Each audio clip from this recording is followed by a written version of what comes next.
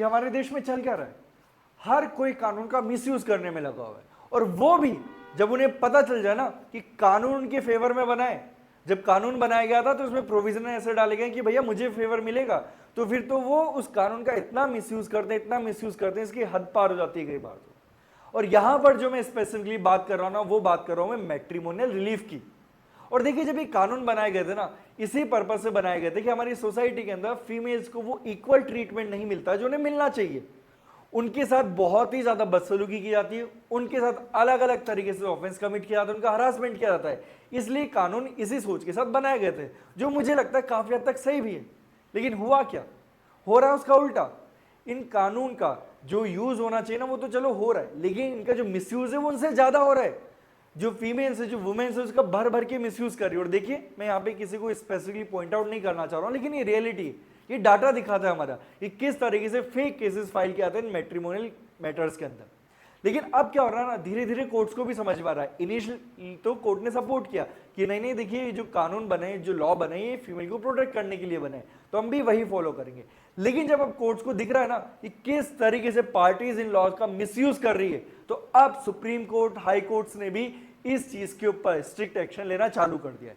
साफ साफ लहजे में बोल दिया है कि अगर इन कानून का मिसयूज किया ना, तो आपके अगेंस्ट में ही लीगल प्रोसीडिंग इनिशिएट की जाएगी। और ऐसा ही कुछ हुआ आज के हमारे मैटर के अंदर, जहां पे सुप्रीम कोर्ट ने साफ साफ बोल दिया वुमेन को कि आप ये मिसयूज कर रहे हो लॉ का, और अगर आप यहां पर नहीं रुके ना, तो आपके अगेंस्ट में एक स्ट्रिक्ट एक्शन लिया जाएगा, आपके ऊपर हैवी पेनल्टी लगाई जाएगी।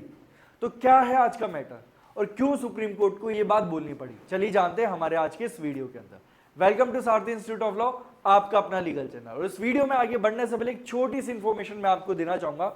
देखिए, हम यहां पर इस चैनल के थ्रू आपको लेटेस्ट लीगल अपडेट देते ही हैं, लेकिन अगर आप एक लॉ स्टूडेंट हो जो जुडिशरी की प्रिपरेशन कर रहे हैं, या फिर कॉलेज में ही हो और आप चाहते हो कि आपको बहुत ही इजी वे में लीगल कंसेप्ट समझाया जाए, आपके दिमाग से वो जो डर है ना लॉ का, वो निकाला जाए, तो आप सब्सक्राइब कर सकते हैं हमारे यूट्यूब चैनल को, जिसके ऊपर हम डिफिकल्ट से डिफिकल्ट टॉपिक्स को, कंसेप्ट्स को बड़े ही इजी वे में समझाते हैं with recent legal judgements, recent legal updates. और अगर आप चाहते हैं कि आपको सारे लेटेस्ट अपडेट मिलते रहे, ना सिर्फ हमारे वीडियोस, बल्कि आपको latest vacancies, latest judgements, latest legal reforms in India, उसके अलावा आप पार्टिसिपेट्स करो डिबेट्स में, डिस्कशन में, तो आप ज्वाइन कर सकते हैं हमारा व्हाट्सएप ग्रुप, जिसके ऊपर हम ये सारी फैसिलिटीज प्रोवाइड करवाते हैं, और वो भी फ्री ऑफ कॉस्ट। तो ये दोनों जो चीजें ना भाई, आपके लिए फ्री ऑफ कॉस्ट है, तो आप वेट क्यों कर रहे हो, आपसे कोई किसी तरह का चार्ज नहीं लिया जा रहा, जब आपको फ्री में ये सारी चीजें प्रोवाइड करवाई जा रही है, तो आप ज्वाइन करो ये और फायदा उठाएं सारी चीजों को। क्योंकि देखिए, आज के समय में अगर आप 1% भी पीछे रह गए ना कंपटीशन से, तो आप ये मान के चलो हजारों बच्चों से पीछे आ चुके हो आप। तो हमको पीछे नहीं रहना है, हमें निकलना है आगे, और उसमें आपकी हेल्प करने वाले हैं ये दोनों प्लेटफॉर्म हमारे। तो बिना देर कीजिए ज्वाइन कीजिए हमारा यूट्यूब चैनल, और साथ में ज्वाइन कीजिए हमारा व्हाट्सएप ग्रुप। तो चलिए इसी के साथ फाइनली स्टार्ट करते हैं हमारा आज का वीडियो। देखिए, ये जो जजमेंट है रिसेंटली 2026 का जजमेंट है, जिसके अंदर हुआ क्या था, एक कपल है जिनकी शादी हुई थी 2000 के अंदर, और 2023 के अंदर हस्बैंड ने क्या किया, डाइवोर्स प्रोसीडिंग इनिशिएट कर दी। अब जब यहां पर डाइवोर्स प्रोसीडिंग इनिशिएट होती ना, तो लॉ हमारा ये बोलता है कि जैसे डाइवोर्स प्रोसीडिंग इनिशिएट होगी, तो कोर्ट की रेस्पॉन्सिबिलिटी बनती है कि यहां पर जो पार्टीज है ना, उनको वो मीडिएशन के लिए भेजे, ताकि क्या होता है ना कि शादी शायद बच जाए। क्योंकि देखिए, हमारा लॉ, हमारा समाज भी चाहता है कि शादी ना टूटे, तो इसी रीजन की वजह से पार्टीज को मीडिएशन के लिए भेजा जाता है। और अगर मीडिएशन अनसक्सेसफुल होता है, तो ही डाइवोर्स प्रोसीडिंग आगे बढ़ाई जाती है। तो यहां पर कोर्ट ने उनको क्या किया, मीडिएशन के लिए भेजा। अब मीडिएशन में जब दोनों पार्टीज गई, तो वहां पे दोनों पार्टीज ने मिलकर डिसाइड किया कि नहीं भाई, अब ये शादी कंटिन्यू नहीं हो सकती है, तो हमें म्यूचुअल कंसेंट के साथ डाइवोर्स लेना है। तो यहां पर ये डिसाइड किया गया।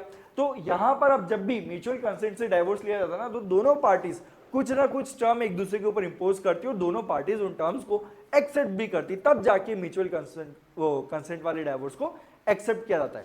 तो यहां पर जो हस्बैंड के ऊपर कंडीशन लगाई गई थी, वो क्या थी कि एक तो वो जो इनिशियली उन्होंने 2023 के अंदर जो डाइवोर्स प्रोसीडिंग इनिशिएट की थी, उसको विड्रॉल करो, और ताकि हम यहाँ पे म्यूचुअल कंसेंट वाले डाइवोर्स को एक्सेप्ट करा सके।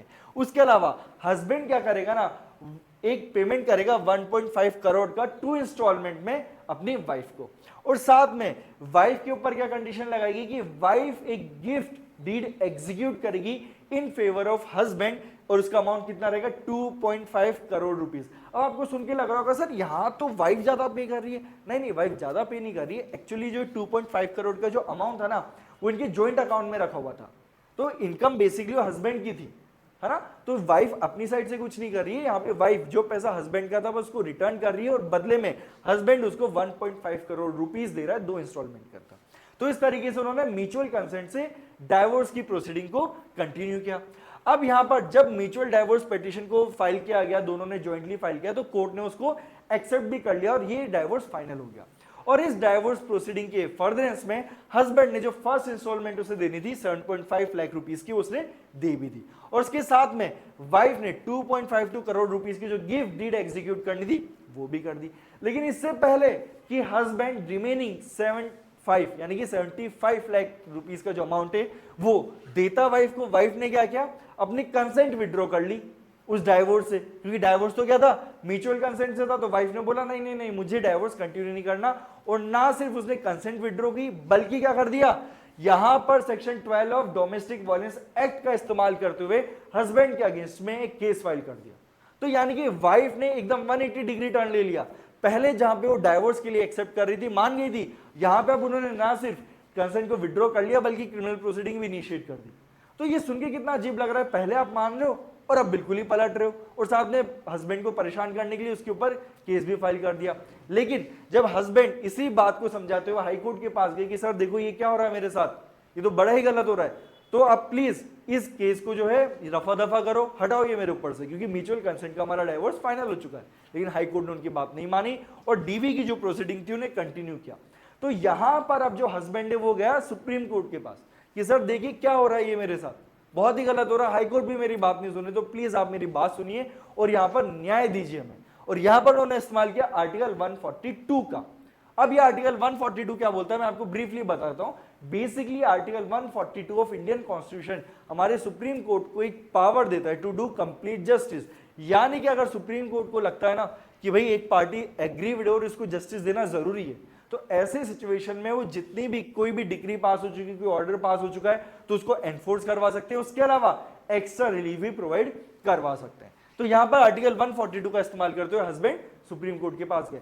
अब यहां पे सुप्रीम कोर्ट ने क्या ऑब्जर्व किया, यहां पे 2 जजेस बेंच थी, तो उन्होंने सबसे पहले तो एक्नॉलेज किया कि भैया हमारे लॉ के अंदर ये प्रोविजन बना हुआ तो है कि जब भी म्यूचुअल कंसेंट से डाइवोर्स प्रोसीडिंग इनिशिएट की जाती है तो कोई भी पार्टी किसी भी समय उस कंसेंट को विड्रॉ कर सकती है। यानी कि आज अगर ए और बी के बीच में एक म्यूचुअल कंसेंट की डाइवोर्स प्रोसीडिंग चल रही है ना, तो कभी भी कोई भी पार्टी अपने कंसेंट को विड्रॉ कर सकती है। ये कोर्ट ने बोला, बिल्कुल सही भी है भाई। आज अगर मैं एग्री कर रहा हूं किसी भी प्रोसीडिंग को लेके, तो हो सकता नहीं कि कल को कुछ ऐसा हो जिससे मुझे लगे कि यार ये प्रोसीडिंग मेरे अगेंस्ट में जा सकती है या फिर यहां पर मेरा नुकसान ज्यादा हो रहा है, तो मैं अपनी कंसेंट को विड्रॉ कर लूंगा। बिल्कुल सही बात है। लेकिन यहाँ पे कोर्ट ने बहुत ही जो है मेन चीज ऑब्जर्व की। कोर्ट ने यहां पर यह किया कि भैया यहाँ पे जो प्रोसीडिंग्स है ना म्यूचुअल कंसेंट वाली, वो खत्म हो चुकी थी, वो चल नहीं रही, वो खत्म हो गई और पार्टीज ने यहां पे फाइनल जो डिसीजन है वो भी एक्सेप्ट कर लिया था। यानी कि आप अभी मीडिएशन नहीं कर रहे हो, डिस्कशन नहीं कर रहे हो, कोर्ट की साइड से फाइनल डिसीजन आ चुका है। तो यहां पर आप इस तरीके से जब एक बार फाइनल डिसीजन आ चुका है तो आप वहां पर विड्रॉ नहीं कर सकते। और कोर्ट ने आगे ये बोला कि आप अगर इस तरीके से अपने म्यूचुअल कंसेंट डाइवोर्स की जो प्रोसीडिंग जो कोर्ट ने एक बार फाइनल कर दी है, यानी कि कोर्ट ने अपना ऑर्डर सुना दिया है, तो यहां पर अगर आप विड्रॉ करते हो ना कंसेंट को, तो यहां पे कहीं ना कहीं आप कोर्ट की अथॉरिटी को अंडरमाइन कर रहे हो। ये जो मीडिएशन की प्रोसेस है उसको अंडरमाइन कर रहे हो, उसका मिसयूज कर रहे हो, इसीलिए हम ये नहीं होने देंगे। और कोर्ट ने बोला, the bench stated that permitting parties to casually resile from such settlements would strike at the foundational basis of the mediation process. The court further added that unjustified deviation from settlement terms should attract strict consequences, including the imposition of heavy cost to deter misuse of process. यानी कि court ने यहाँ पे identify किया कि भैया misuse हो रही है। जब आपको विड्रॉ ही करनी थी कंसेंट तो ड्यूरिंग प्रोसीडिंग कर दे, लेकिन जब एक बार प्रोसीडिंग फाइनल हो चुकी, कोर्ट ने अपना फाइनल डिसीजन दे दिया है और यहाँ पे हस्बैंड ने अपना पार्ट परफॉर्म कर दिया है 50%, आपने अपना पार्ट परफॉर्म कर दिया, तो किस बेस पे विड्रॉ कर रहे हो? ये तो हमें दिख रहा है ना कि आप कितना स्मार्ट बनने की कोशिश कर रहे हो, कैसे लॉ का मिसयूज कर रहे हो। तो फिर फाइनली कोर्ट ने यहाँ पर बोला कि आप कैसे मिसयूज कर सकते हो। साथ में कोर्ट ने यहाँ पे भी बोला भैया आपकी ऑडेसिटी, मतलब आप देखो तो सही, ना सिर्फ मिसयूज कर रहे हो बल्कि क्या किया, वाइफ ने बोला कि भैया 120 करोड़ रुपीस हस्बैंड ने एग्री किए थे, 1.5 नहीं 120 crore rupees worth of jewellery वो क्या करेंगे, वाइफ को ट्रांसफर करेंगे, साथ में 50 करोड़ के गोल्ड बिस्किट ट्रांसफर करेंगे। देख रहे हो आप ये, मतलब सेटलमेंट जो रिकॉर्ड हुआ है वो हुआ है 1.5 करोड़ रुपीस का, और वाइफ यहां पर बात करिए 120 प्लस 50 यानी कि अप्रोक्सीमेटली 170 करोड़ रुपीस, मतलब कि कहां पर 1.5 करोड़ रुपए और कहां पर कितने 2.25 करोड़ रुपए। तो कोर्ट ने बोला भैया चल क्या रहा है ये, आपकी हिम्मत कैसे हो रही है ऐसी चीजें करने की। तो कोर्ट ने बोला ये बहुत ही ज्यादा गलत है, and we are appalled at the sheer audacity of such submission being advance before a court of law and deplore the evident disregarded exhibited toward the legal system। तो ये जो वर्ड्स है ना, we are appeal to the sheer audacity, भैया आपको लग रहा होगा ये बहुत नॉर्मल वर्ड है ना, कोर्ट कभी इस तरह की वर्डिंग यूज में नहीं लेते। जब कोर्ट को दिख रहा होता है ना कि किस तरीके से पार्टीज बहुत ज्यादा मिसयूज कर रही है, तब जाके कोर्ट इस तरह की लैंग्वेज यूज में लेते हैं। तो आप समझ सकते हो कि कोर्ट का क्या स्टांस है इस पूरी प्रोसीडिंग के ऊपर। फिर कोर्ट ने ऑब्जर्व किया कि भैया हमें दिख रहा है कि जब डाइवोर्स प्रोसीडिंग इनिशिएट की गई 2023 के अंदर, शादी हो चुकी है 2000 के अंदर, यानी कि 23 साल निकल चुके हैं शादी को लेके। इन पूरे 23 साल में कभी भी वाइफ ने डीवी की बात ही नहीं की, डीवी प्रोसीडिंग यानी कि डोमेस्टिक वायलेंस की प्रोसीडिंग कभी इनिशिएट नहीं की, कभी उसको लेके किसी से बात नहीं की। अब रैंडमली 23 साल के बाद जब डाइवोर्स फाइल हो रहा है और 25 साल अभी शादी को निकल चुके हैं, तब जाके वाइफ रैंडमली बोली कि भैया मेरे अगेंस्ट में डोमेस्टिक वायलेंस हुआ है। ये तो बातें मैच ही नहीं कर रही है कहीं पर। तो यहां पर साफ साफ दिखाई दे रहा है कि जो वाइफ ने डोमेस्टिक वायलेंस की जो प्रोसीडिंग इनिशिएट की वो साफ साफ हस्बैंड से बदला लेने के लिए, साफ साफ देखा जा सकता है कि यहां पर हस्बैंड को परेशान करने के लिए, हस्बैंड को एक लीगल बैटल में उलझाए रखने के लिए ये सारी प्रोसीडिंग को इनिशिएट किया जा रहा है। तो यहां पर कोर्ट ने इन सारी चीजों को कंसिडर करते हुए बोला कि जो यहां पे म्यूचुअल कंसेंट से जो डाइवोर्स हुआ था फाइनल है, वाइफ अब अपनी कंसेंट को विड्रॉ नहीं कर सकती है, और साथ में जो डोमेस्टिक वायलेंस की जो प्रोसीडिंग इनिशिएट की गई है वो मैलिशियस इंटेंशन के साथ की गई है। इसलिए हम यहां पर आर्टिकल 142 का इस्तेमाल करते हुए इन प्रोसीडिंग को भी क्वैश कर रहे हैं। तो इस तरीके से सुप्रीम कोर्ट ने एक बार फिर से बता दिया कि अगर आप लॉ का मिसयूज करोगे ना तो आपके अगेंस्ट में हम लीगल प्रोसीडिंग इनिशिएट कर सकते हैं, और आप जिस तरीके से मिसयूज कर रहे हो वो हम नहीं होने देंगे। हाँ, यहां पर यह है कि जो हस्बैंड है उसको सुप्रीम कोर्ट तक अप्रोच करना पड़ा, लेकिन देखिए देर आए दुरुस्त आए।